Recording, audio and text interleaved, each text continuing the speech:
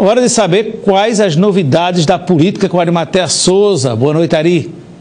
Boa noite, Anchieta. Boa noite, telespectadores do Itararé Notícias. Uma decisão que já era esperada foi consumada hoje pela Assembleia Legislativa da Paraíba, qual seja a aprovação do estado de calamidade pública para 164 dos 223 municípios da Paraíba. Isso aparentemente pode parecer um gesto meramente burocrático, mas ele é muito importante do ponto de vista orçamentário.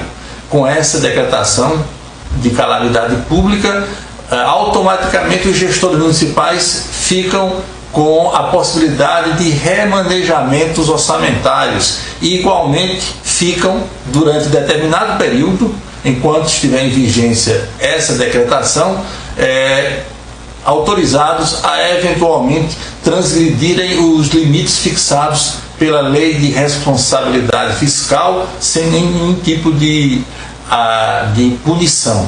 Na essência, e foi isso que explicou hoje o relator dessa matéria na Assembleia Legislativa, o deputado Buba Germano, do PSB, essa decretação de calamidade pública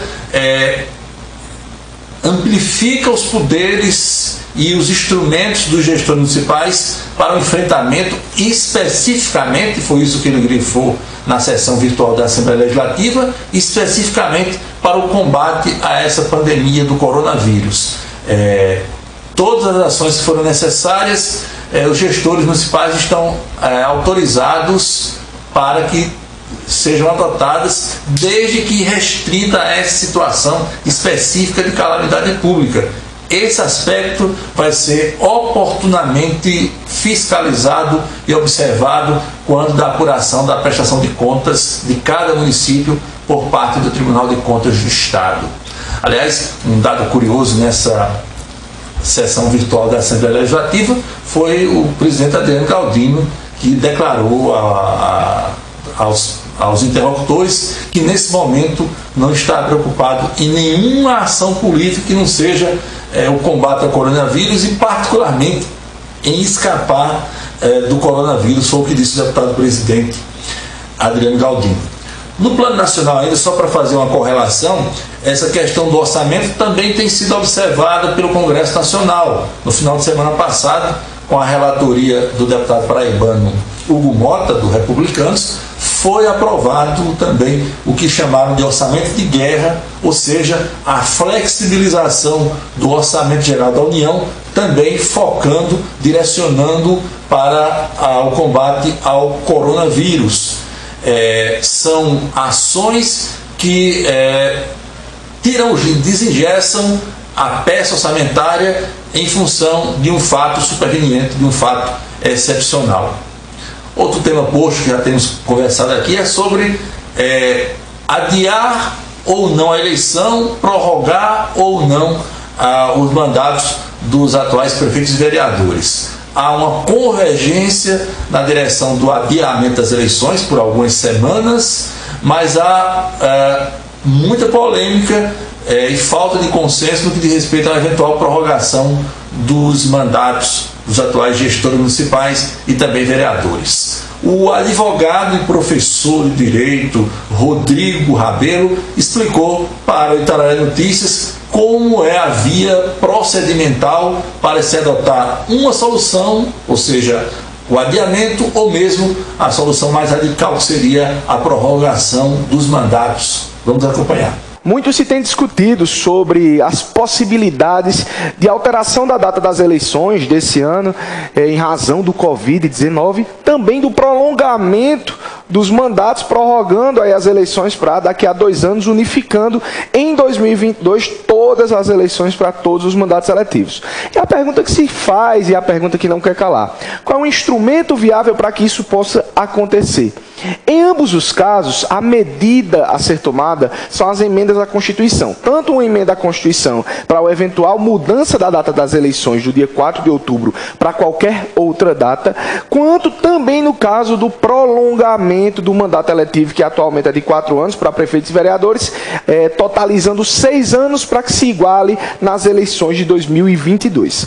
Particularmente, entendo a inconstitucionalidade dessa segunda opção de prolongamento do mandato, sendo sim muito mais viável e factível a prorrogação das eleições, e aí existe uma proposta em trâmite para sair de outubro e ir a dezembro desse ano corrente, essas eleições especificamente e especialmente também.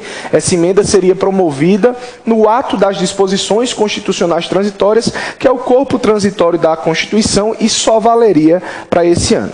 Ainda sobre a política paraibana, o vice-prefeito de Campina Grande, Edvaldo Ribeiro, que é o presidente de honra do Progressistas na Paraíba, declarou que não tem muita empolgação para eventualmente tentar sua recondução ao cargo.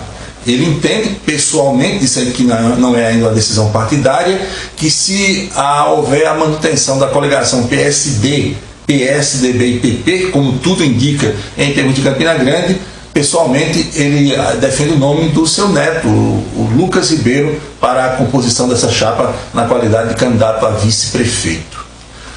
No plano nacional, a grande discussão é sobre a chegada dos recursos que o governo federal está anunciando para as micro e pequenas empresas, uma vez que o capítulo da ajuda às pessoas que não têm emprego formal parece que está avançando bem com o aplicativo que desde ontem está sendo disponibilizado pela Caixa Econômica Federal.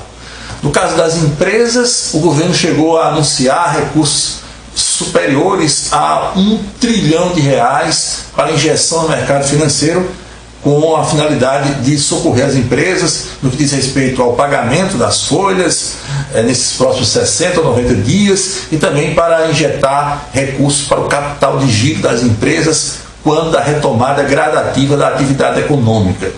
O problema é que essa cifra muito alta, muito auspiciosa em termos de reais, ela está chegando vagarosamente às empresas. Os bancos alegam dificuldades operacionais de fazer essa transição desse recurso, alegando que tem duas razões fundamentais. A primeira delas é que o banco não sabe que carência oferecer às empresas, até porque não sabe quando se dará a retomada das atividades de cada segmento econômico. É algo imponderável ainda nos dias atuais. E a outra, os bancos também têm dificuldade de estimar a sobrevida de vários setores econômicos após essa catástrofe que é a pandemia do coronavírus.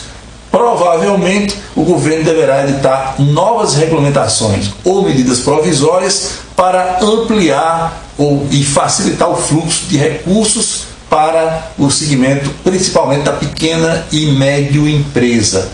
Uma decisão que deverá ser oficializada nas próximas horas é a decisão de o governo assumir ao longo dos próximos 3 meses a conta de energia elétrica dos consumidores de baixa renda, ou seja, aqueles que têm um consumo mensal de até 220 kW.